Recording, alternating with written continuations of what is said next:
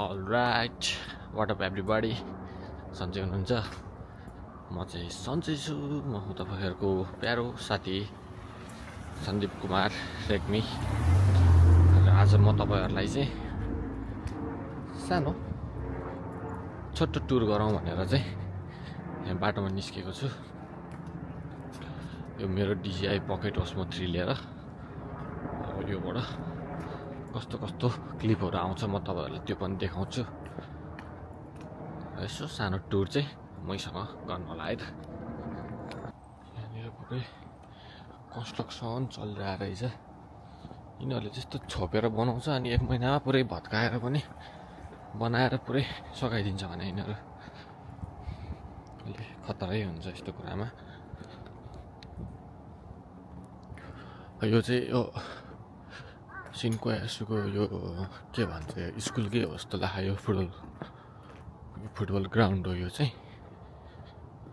यस्तो छ ठुलो छ यार ग्राउन्ड सायद यो कति साइजको होला 9 साइजको 9 साइज भने 7 साइजको होला सायद यो ग्राउन्ड मलाई चाहिँ अहिले एक्लै के गरौँ भएर चाहिँ अल्छी लाएर म चाहिँ भ्लगिङ गरौँ भनेर हिँडेको खासमा यहाँ माथि पार्क छ त्यहाँसम्म जान्छु यहाँ माथि हेर्न सक्नुहुन्छ तपाईहरु हैन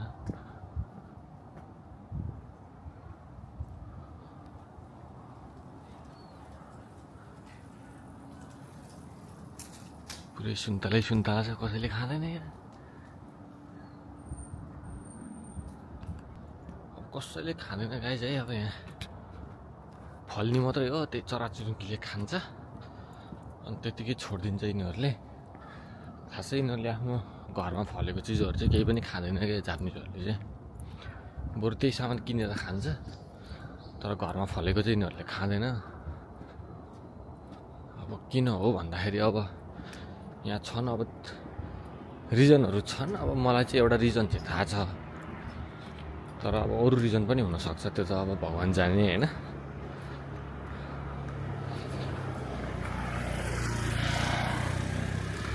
मलाई लागेको रिजन चाहिँ त्यो वर्ल्ड वारमा अब यहाँ हिरोसिमा नागासाकीमा चाहिँ त्यो एटम बम पड्काएपछि चाहिँ त्यसको रेडिएसन चाहिँ त्यो ठाउँमा अहिले पनि देखेर कति त्यो बच्चाहरू चाहिँ अपाङ्गै जन्मिने त्यस्तो हुन्छ क्या अनि यहाँको पसलमा बेच्न ल्याउने फलफुलहरू चाहिँ सबै चेक गरेर ल्या हुन्छ ल्याब टेस्ट गरेर तर यिनीहरूले चाहिँ आफ्नो बारीमै फलेको चाहिँ विश्वास गर्दैन क्या खानालाई रेडिएसन छ कि असर गर्छ कि भन्दा यिनीहरू चाहिँ अलिकति आफ्नो हेल्थको कुरामा चाहिँ एकदमै कन्सियस हुन्छ त्यही हो जस्तो लाग्छ मलाई चाहिँ है मैले बुझेअनुसार अब अरू केही रिजनहरू छ भने तपाईहरुलाई थाहा भने अब तपाईहरुले त्यो नि भनिदिन सक्नुहुन्छ अब मलाई चाहिँ अब थाहा भएको चाहिँ लगभग त्यही नै हो र फाइनली हामी यहाँ पार्कमा आइसकेका छौँ अब अहिले चाहिँ अब यो जाडो महिना सकिन लाग्यो अब रुखहरू अब सब उजाड भएर बसेको छ यहाँ चाहिँ यस्तो धाराहरू हुन्छ हैन पार्कहरूमा चाहिँ जहाँ पनि बनाइदिया हुन्छ कि यस्तो धाराहरू चाहिँ अब यो पानी खैको त पानीहरू खानलाई हात धुनलाई एकदम सजिलो हुन्छ यहाँ चाहिँ पार्कमा मान्छे आओस् नआओस् नेपालतिर पार्कमा यसो धारा छोडिदिनु पर्छ मान्छे पुरै भाडा लिएर जान्छ त्यो पानी थाप्नलाई हैन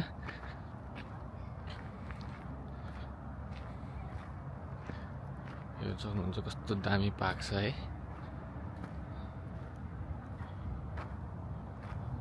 उता परसम्म छ कि यो पार्क चाहिँ ठुलो छ यो चाहिँ एक्सर्साइज गर्नलाई यो बेन्च अपको लागि गर्ने हो यहाँ देखाएको पनि छ कि हेर्नु त यस्तो गर्ने भनेर त्यो राम्रो छ मान्छेहरू आउँछ बिहान बेलुका यसो जगिङ गर्नलाई मर्निङ वाक गर्नलाई त्यतापट्टि चाहिँ सहर एरिया हाइवेहरू छ त्यता चाहिँ लगाइदिएर अब हामी त्यहाँ माथितिर जाउँ पार्कमा यताको चाहिँ अब लगभग यति नै हो अब त्यहाँ माथि अरू पार्क पनि छ तलपट्टि त्यो खेल्ने ठाउँहरू भएको ठाउँ पनि छ एउटा मान्छे त्यहाँ कुकुर डुलाउँदै डुलाउँदै आइरहेछ सल्टी। त्यहाँ माथि चाहिँ अलि राम्रो छ, त्यहाँ पनि मान्छेहरू त्यहाँ एक्सर्साइज गर्न पनि आउँछ, गर्न आउँछ। त्यही भएर पनि अब धेरै राम्रो छ भनौँ न। तर यो चाहिँ सबै स्कुलको पार्क हो क्या खासमा, त्यहाँ स्कुल पनि छ। तर स्कुलको भए पनि यो पब्लिकलाई चाहिँ अलाउड छ होइन आउनलाई, टिकटहरू पर्दैन केही पनि। आउने आफ्नो फ्री टाइम चाहिँ चिल भएर बस्ने, फ्रेस हावाहुरी खाने, अब यस्तै छ यहाँ चाहिँ।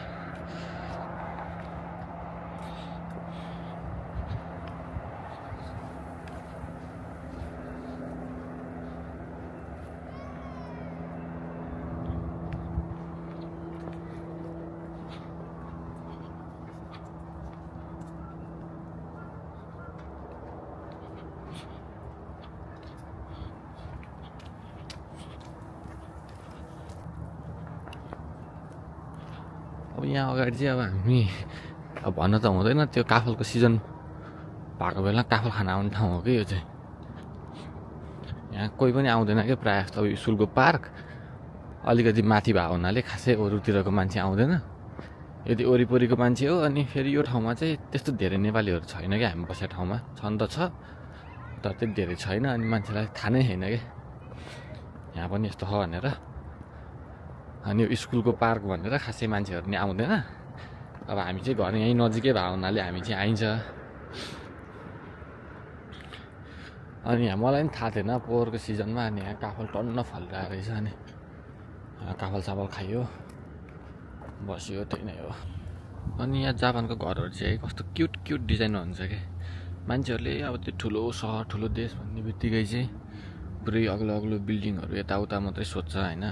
होइन बिल्डिङै नहुने चाहिँ होइन, अग्लो बिल्डिङ पनि हुन्छ। तर मान्छेहरू बस्ने यो रेसिडेन्सियल हाउसहरू चाहिँ सानसानै बनाएर बस्छ क्या यिनीहरूले। अब बिल्डिङहरू चाहिँ तपाईँहरूको अब ठुलो अब त्यो बिजनेस कम्प्लेक्सहरू, सपिङ मलहरू यताउता त्यस्तो चाहिँ अग्लो अग्लो बनाउँछ यहाँ होइन। अब त्यो जहाँ पनि त्यही नै हो। अब हाम्रो नेपालमा पनि अब त्यो बिजनेस कम्प्लेक्सहरू अग्लो अग्लै हुन्छ नि त। तर नर्मल बस्ने मान्छेहरू घर चाहिँ अलिक सानो हुन्छ नि, त्यस्तै हो कि यहाँ पनि त्यही नै हो। अग्लो अग्लो बिल्डिङै मात्रै चाहिँ हुँदैन है। अब यो तपाईँहरूले देखिरहनु भएको चाहिँ यो खानागावा हो। खानागावाभित्र चाहिँ यो सिन्कोयासु भन्ने ठाउँ है। अब यहाँको घरहरू हेर्नु एउटै डिजाइनको के, सबैको घरकै सानो सानो के।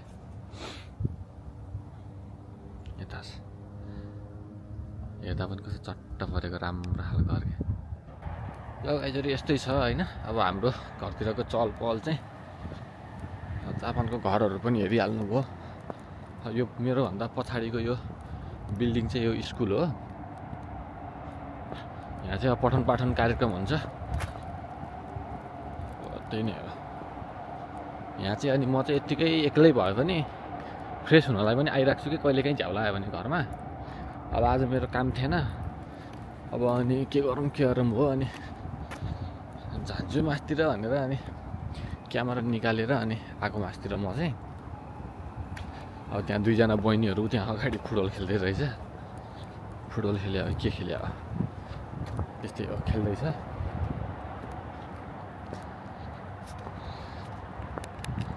अब सनसेट हुन लाग्छ है, त्यही भएर अब रातो हुन लागिरहेको छ सनसेट हुन लागेर। जस्ट रमाइलो छ गाइज बस्नलाई, सफा सुग्घर एकदम स्वस्थ हावापानीको लागि चाहिँ हाम्रो ठाउँ पनि ठिक छ। अनि म अहिले यो जुन पार्कमा उभिरहेको छु नि गाइज होइन, यो पार्कको तलबाट चाहिँ हाइवे छ क्या अन्डरग्राउन्ड। यो चाहिँ डाँडा भयो, म चाहिँ अहिले त्यसको माथि छु। यहाँबाट चाहिँ हाइवे रहेछ होइन। म यत्रो टाइम भयो होइन यो टुप्पोमा आएर मैले हेरेको थिइनँ, मलाई थाहा थिएन क्या यो बाटो कहाँबाट आउँछ भनेर होइन। बाटो चाहिँ देखेको थिएँ मैले, हाइवे पनि थाहा थियो, तर यो डाँडाभित्र छिर्छ भने चाहिँ मलाई थाहा थिएन क्या। तपाईँहरूलाई देखाउँछु है म हाइवे, यो हाइवे हो क्या, तपाईँहरूले हेर्न सक्नुहुन्छ है। यस्तो छ विकास। त्यो हाइवेको तलपट्टि चाहिँ ट्रेन कुद्ने बाटो छ, अनि ट्रेन कुद्ने बाटो माथिपट्टि चाहिँ अब यो हाइवे भयो। कस्तो टेक्नोलोजी होला क्या।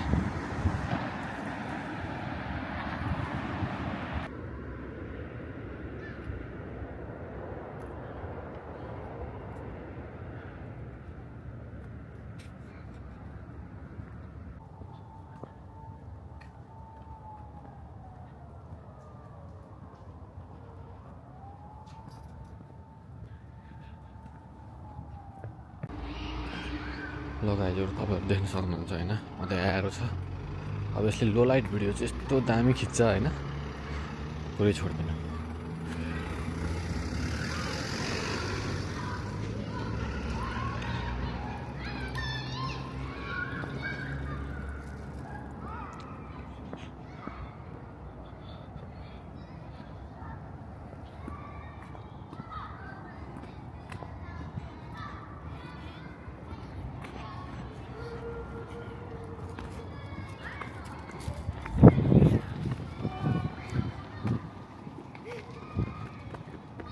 सक्नुहुन्छ